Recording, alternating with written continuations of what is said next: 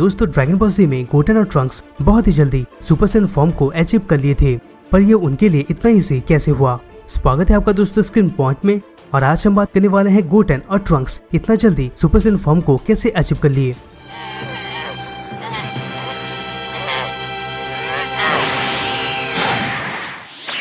दोस्तों video start करने से पहले हम आपको बस इतना बताना चाहते हैं, अगर आप हमारे चैनल पे नए हैं तो दोस्तों सब्सक्राइब करें ताकि इससे रिलेटेड कोई वीडियो आप मिस ना कर सके। दोस्तों एक तरफ से अगर हम नोटिस करें तो गोटेन और ट्रंक्स का इतना एक्सपीरियंस नहीं होते हुए भी ये दोनों ड्रैगन बॉल जी में बहुत ही जल्दी सुपर सैयन फॉर्म को अचीव कर लिए थे। इसी की वजह से दोस्तों बहुत सारे फैंस के मन में ये आ गया होगा कि ये कैसे हो सकता है, जबकि दोस्तों गोकू को जो कि सीरीज का मेन हीरो है उसको ये चीज अचीव करने में बहुत ही समय लग गया था। यही चीज को लेके कुछ फैंस कंफ्यूज रहते हैं, या तो दोस्तों कुछ फैंस के मन में बहुत सारे क्वेश्चन भी आते रहते हैं। इसी की वजह से दोस्तों हम इस वीडियो को आपके सामने लेके आए हैं। तो दोस्तों टाइम ना लेते हुए चलिए स्टार्ट करते हैं। जैसा कि दोस्तों हम देख चुके हैं कि ड्रैगन बॉल जी में गोटेन और ट्रंक्स सिर्फ 7 और 8 साल के दौरान सुपर सैयन फॉर्म को अचीव कर चुके थे, जबकि दोस्तों गोकू अपने 22 साल में भी सुपर सैयन फॉर्म को अचीव नहीं कर पाया था। इसी की वजह से बहुत सारे क्वेश्चन भी सामने आए थे, और यही क्वेश्चन बहुत सारे फैंस को कंफ्यूज करने लग गया था। पर दोस्तों इस वीडियो में आपको 2 ऑफिशियल रीजन के बारे में पता चलेगा जिसकी वजह से गोटेन और ट्रंक्स सुपर सैयन फॉर्म को अचीव कर पाए थे। पहले दोस्तों इसके बेस को थोड़ा जानते हैं, इसके बाद ऑफिशियल रीजन को जानेंगे, और दोस्तों एंड में इनके बारे में कुछ जो कि दोस्तों आपको देखना चाहिए। दोस्तों अगर हम बू सागा देखते हैं तो उसमें फ्रेंचाइजी कई साल आगे फ्यूचर में ले जाया गया होता है, जिसमें दोस्तों ऑडियंस को यंग गोहान, गोकू का सेकंड बेटा गोटेन और ट्रंक्स को दिखाया गया था।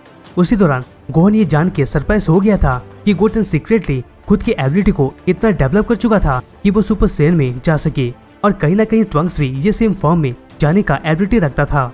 गोटेन और ट्रंक्स का अमेजिंग पावर होने की वजह से गोकू और पिकोलो भी इन दोनों को माजिन बू के खिलाफ फाइट करने के लिए प्रिपेयर करवाते हैं, और दोस्तों बहुत सारी हेल्प भी करते हैं।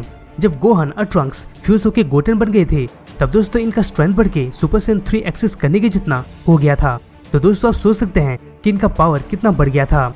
यहाँ पर दोस्तों गोटेन और ट्रंक्स की ट्रांसफॉर्मेशन की वजह से ये टॉपिक फैंस का कंफ्यूजन का पॉइंट बन चुका था, और दोस्तों कुछ फैंस तो इस चीज को लेके कंप्लेन भी कर दिए थे, और वो लोग सुपर सैयन ट्रांसफॉर्मेशन को एक चीप और घटिया टाइप्स का बताने लग गए थे, क्योंकि दोस्तों उनके हिसाब से गोकू और वेजिटा यही सेम चीज अचीव करने के लिए उनको कड़ी ट्रेनिंग से गुजरना पड़ा था। पर दोस्तों यहाँ अच्छा चीज ये निकला कि फाइनली अकीरा टोरियामा ने ये चीज का एक्सप्लेनेशन बहुत ही अच्छा दे दिया था। उस एक्सप्लेनेशन में दोस्तों हमें एस सेल के कॉन्सेप्ट के बारे में जानने को मिलता है, जो कि दोस्तों शो में कभी भी मेंशन नहीं किया गया है। यहाँ पर ड्रैगन बॉल जी के राइटर यानी अकीरा टोरियामा ने अपने एक्सप्लेनेशन में यही बोला था कि एस सेल की वजह से सेयन्स की एबिलिटी में बहुत फर्क पड़ता है, और इसी की वजह से सुपर सैयन में जाने का भी फर्क पड़ता है। अभी ये स्टेटमेंट के बारे में आपको और भी अच्छे तरीके से अभी समझाते हैं वो भी डिटेल्स में। और दोस्तों ये पहला रीजन है, यहाँ पर दोस्तों अगर एक सेयन के पास एस सेल कम होता है तो वो कभी भी सुपर सैयन फॉर्म को अचीव नहीं कर पाएगा, चाहे वो जितना भी कड़ी ट्रेनिंग कर ले। अगर हम देखते हैं तो एक सेयन के लिए सफिशिएंट एस सेल होना जरूरी होता है, क्योंकि दोस्तों वो उसका सेयन एबिलिटी को अच्छे से यूज कर सके, क्योंकि उसका सेयन एबिलिटी बहुत ही अच्छा हो सके। यहाँ पर एस सेल को बढ़ाया भी जा सकता है, पर दोस्तों इसके लिए एक पवित्र आत्मा होना जरूरी होता है।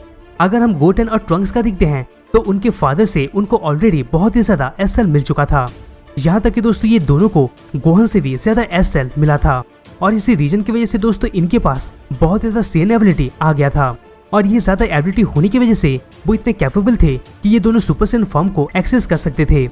अगर हम सेकंड रीजन का देखते हैं तो वो है दोस्तों ग्रेविटी। जी हाँ दोस्तों आपने सही सुना, ग्रेविटी। अकीरा टोरियामा का यही बोलना था कि सेयन्स के होम वर्ल्ड प्लैनेट वेजिटा के मुकाबले अर्थ के एनवायरनमेंट रहना ज्यादा आसान है, क्योंकि दोस्तों प्लैनेट वेजिटा में बहुत ही स्ट्रॉन्ग ग्रेविटी होता है, जबकि दोस्तों अर्थ में उतना ग्रेविटी नहीं होता है। इसी की वजह से दोस्तों गोटेन और ट्रंक्स अर्थ में ज्यादा अच्छे से सेंस कर पाए कि उनको जल्दी से कैसे ज्यादा पावरफुल होना चाहिए, और वो दोनों बहुत ही जल्दी फॉर्म को अचीव कर लिए थे।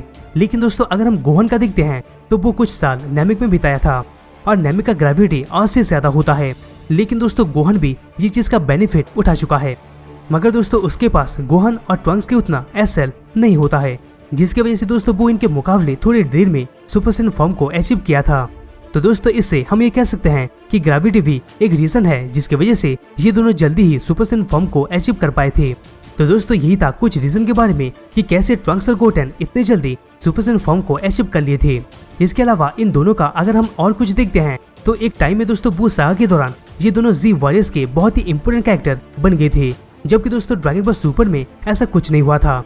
ड्रैगन बॉल सुपर में ऐसा लग रहा था कि ये दोनों सुपर सैयन के अंडर में नहीं आते हैं, ये बस बच्चे हैं जो कि बिना बेवजह वह कर रहे हैं। इसके अलावा अगर हम एक और चीज नोटिस करें तो ड्रैगन बॉल जी के बाद ये दोनों कैरेक्टर में हमें कोई भी ट्रांसफॉर्मेशन देखने को नहीं मिला है। हम बस सुपर को देख के ये प्रेडिक्ट कर सकते हैं कि उनको सुपर सैयन 2 में आने में टाइम लग सकता है। तो दोस्तों यही था कि कैसे गोटेन और ट्रंक्स सुपर सैयन फॉर्म को इतने जल्दी हासिल कर लिए थे। दोस्तों वीडियो को कैसा लगा कमेंट बॉक्स में जरूर कमेंट कीजिएगा। दोस्तों अगर वीडियो अच्छा लगा तो प्लीज वीडियो को लाइक करना मत भूलेगा, जिससे हमें मोटिवेशन मिलता रहेगा और हम अब तक ऐसे ऑसम कंटेंट पहुंचाते रहेंगे। तो दोस्तों हम से वापस मिलते हैं किसी दूसरे नए वीडियोस में।